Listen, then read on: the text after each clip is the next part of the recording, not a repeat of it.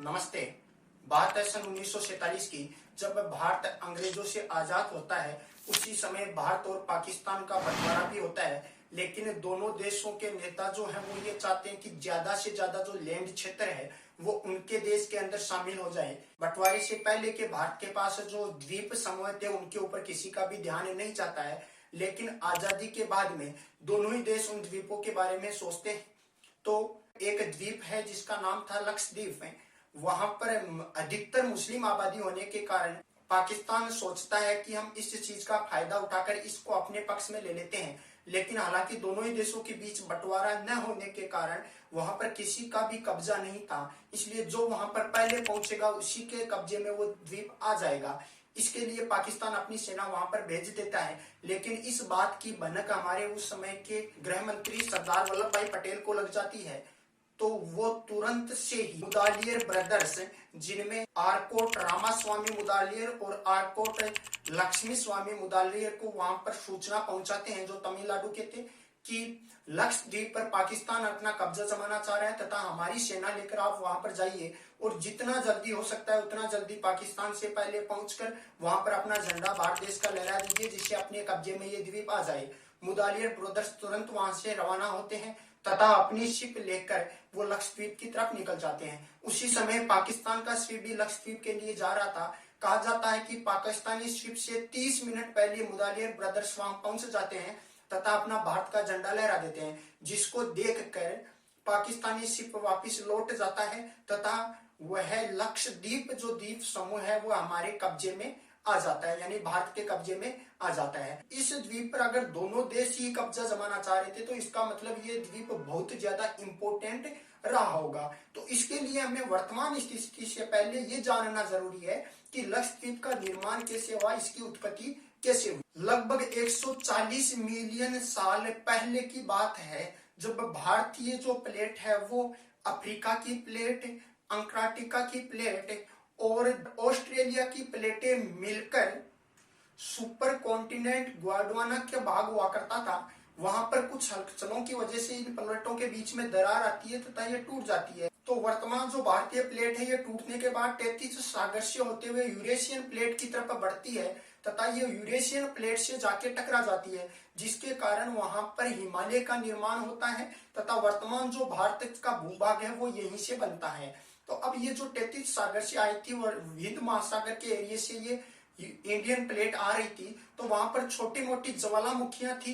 सक्रिय जो ज्वालामुखियां थी उन ज्वालामुखियों को उसने भड़का दिया, जिसकी वजह से वहां पर ज्वालामुखियों का विस्फोट हुआ और वहां पर जो समुद्र तल था उसकी गहराई कम हो गई। तो इस प्लेट के आने की वजह से वहां पर लगभग 60 से अधिक द्वीपों का निर्माण हो गया, जिस द्वीपों की श्रृंखला को चाकोस द्वीप श्रृंखला कहा जाता है, द्वीप समूह कहा जाता है। इसमें लगभग 60 से अधिक द्वीप है, जिनमें ही हमारा लक्षद्वीप आता है। तो अब आप समझ चुके होंगे कि लक्षद्वीप का निर्माण कैसे हुआ था, लेकिन इसके बाद में भी इस द्वीप का पूरा निर्माण होने में कुछ और चीजों का भी महत्वपूर्ण योगदान था और इस द्वीप को मूंगा द्वीप भी कहा जाता है।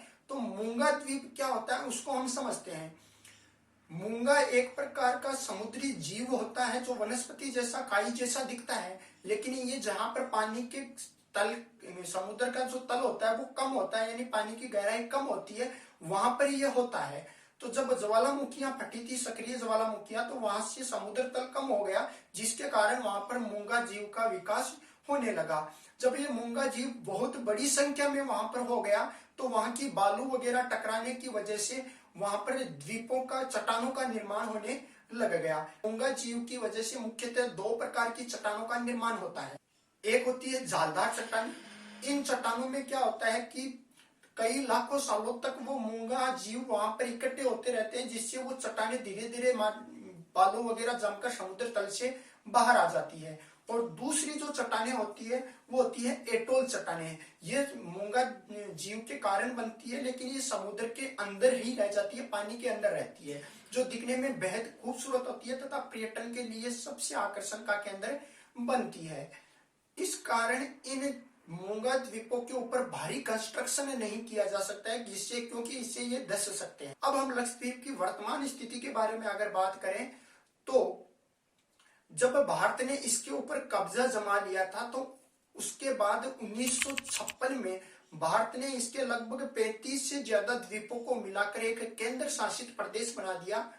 और उस केंद्र शासित प्रदेश का उस समय तक कई नाम हुआ करते थे, जिनमें लक्षद्वीप, मिनिकॉय, अमीन दीवी जैसे नाम थे। 1973 में भारत सरकार ने इसका नाम लक्षद्वीप रख दिया, जो वर्तमान तक वही है।